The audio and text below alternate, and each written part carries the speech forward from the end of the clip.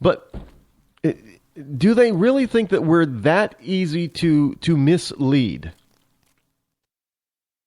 Do they really think that people are that naive? I guess they must, because they keep bringing this kind of stupidity up instead of focusing on what they need to be focusing on, which is the riots and the real reason behind the riots. They're going to ask an inane question simply because the president used it and a mother was out there trying to keep her son from becoming one. So the president said thug. A mother's out there, on the streets dragging her 16-year-old boy away, so trying to prevent him from becoming a thug. And now we're going to ask, is the word actually the new N-word? Should we be using that word at all? One, let me answer that for you. And this is coming from the coolest, most politically incorrect conservative black man on the planet. Let me answer that for you, liberal media. No, thug is not the new N-word. Just so you know. However, there's also some stuff that's coming out about this mom and how she reacted and responded and handled the situation with her teenage son. And there are these people out there saying, well, it's not good parenting what she did. No. It's not good parenting. The way she did it is not good parenting. Not good. No. And they will tell you that extensive research shows that using harsh verbal discipline and physical hostility is counterproductive to good parenting. Let me ask you, all you law-abiding citizens who grew up with parents that use the belt and harsh words, are you screwed up? Do you not follow? Do you believe your parents, looking back, were good parents? I mean, they didn't abuse you, but if you got out of line, they put you back in line. That's counterproductive today? Yeah, that's what they consider to be counterproductive. No. Spanking does not work. We know it doesn't work. Yeah, it does. It always has since the day humankind came into the world first as children. It has always worked. As a matter of fact, it usually works so well that many parents have said, the first few years of the child's life, they spanked him and didn't have to do it ever again because the kid learned.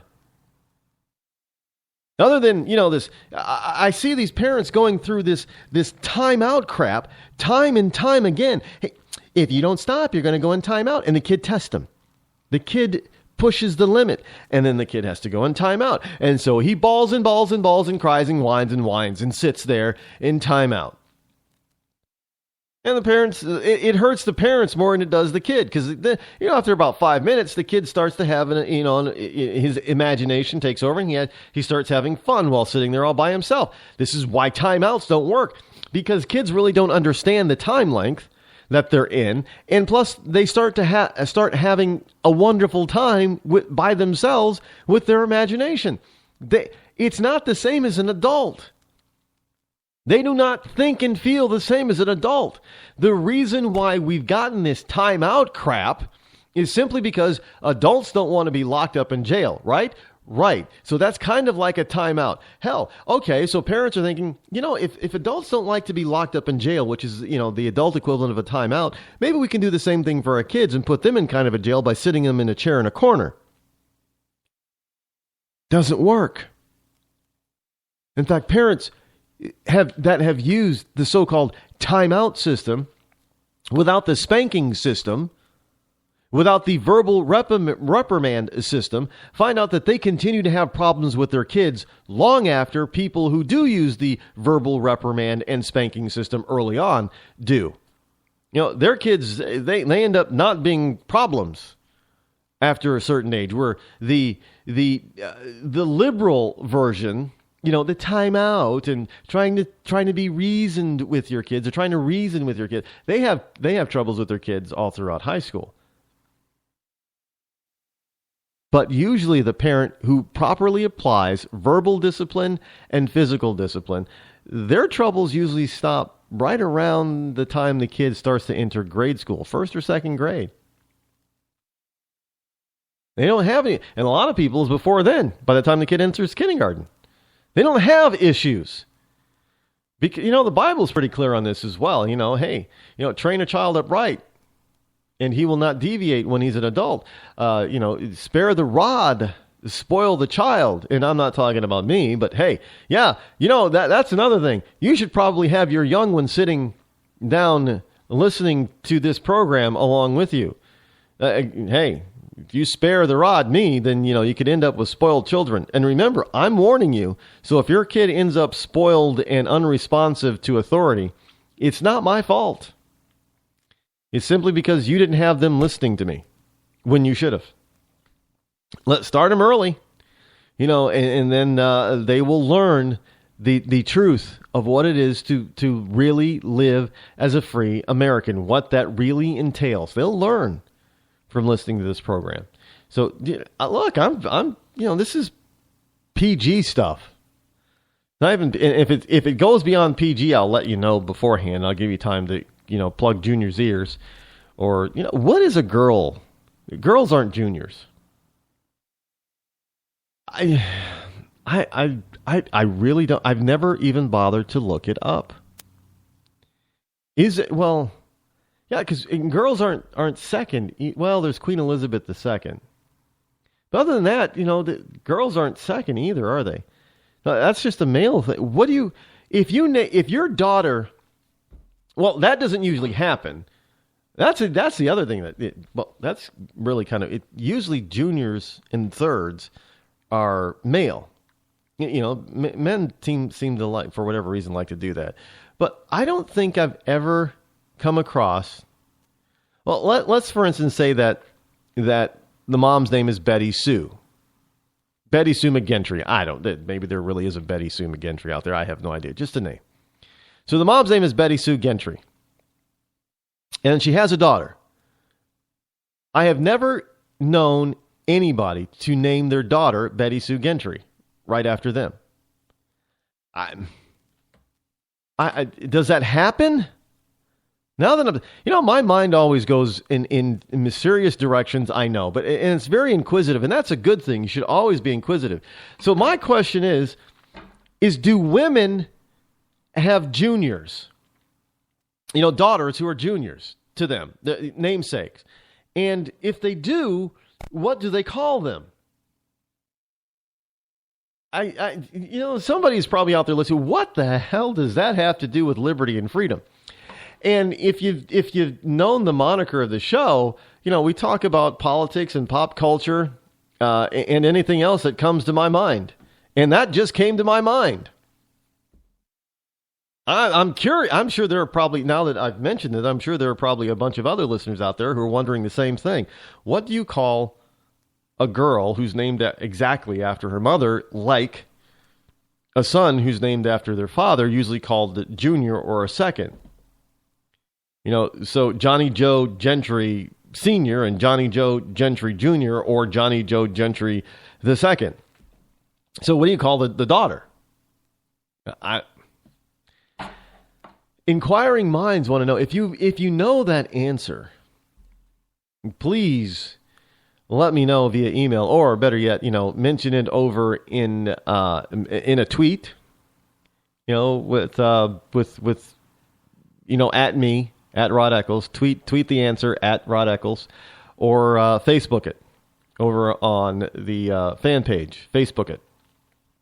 Yeah, I'm curious.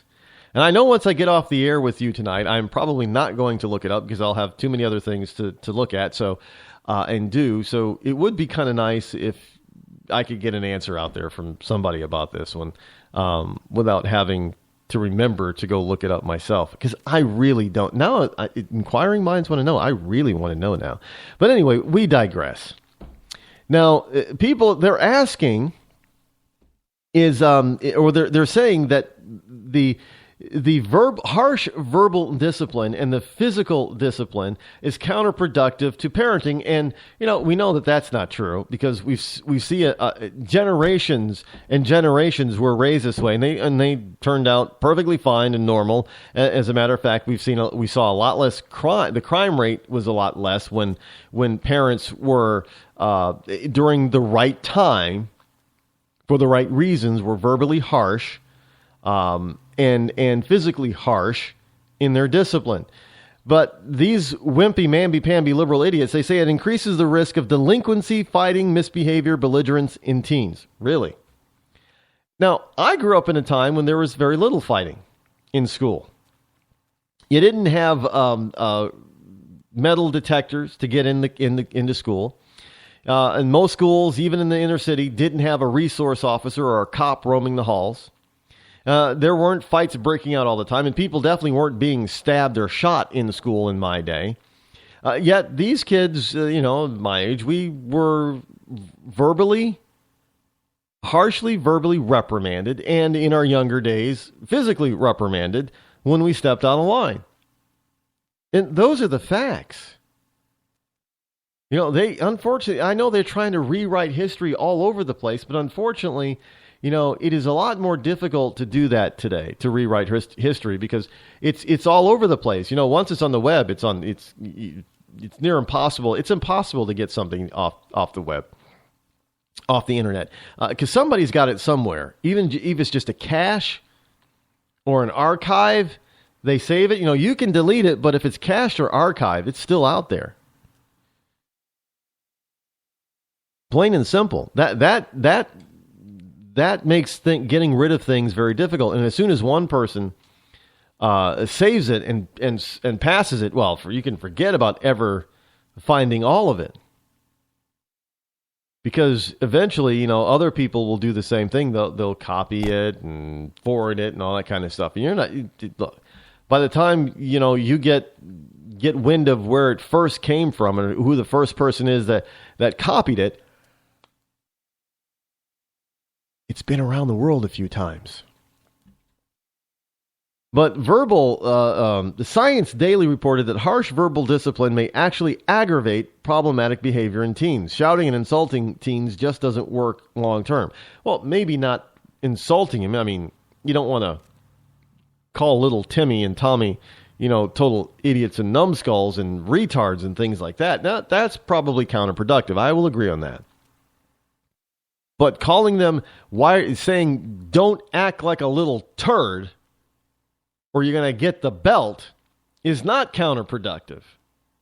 But, ooh, you can't call your kids little turds, Rod. Don't you know that?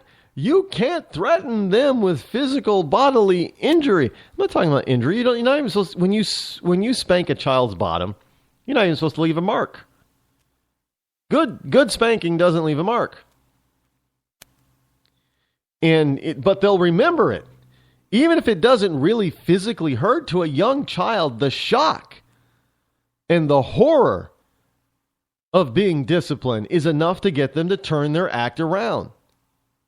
Like I said, you don't even have to do it so it hurts, but it has to be smart enough and sharp enough where it shocks them. And when you shock them, that's when because this is why when kids are caught doing something and a good parent goes up and shocks them by tapping them on the hand or the butt, they stop for like 10 seconds. And then they bawl their eyes out, not because it hurt, but because there was a shock to their system that, oh my goodness, they were serious. Look, I'm not trying to give people. Well, yeah, I am trying to give people parenting tips because you know what? I don't want to go to a grocery store anymore and listen to little Johnny or little Susie throwing a temper tantrum, and mommy just sitting there saying, "Now, you guys got to stop. You got to stop. I'm not going to get you ice cream unless you stop. Do you want me to tell your father?" No. See, if I did that in my mother's presence, she'd basically look at me dead in the eye and say, "Stop embarrassing me or I'm going to embarrass you." And that was enough. That was, I would straighten up right then and there. Whoop, she means business now, Jack. But parents aren't allowed to do that anymore. And that is the reason why we have kids throwing rocks at cops who aren't paying attention and respecting authority. And that mother was fantastic when she reestablished authority in her home and in the streets by smacking her kid upside the head. Yeah, that stuff works.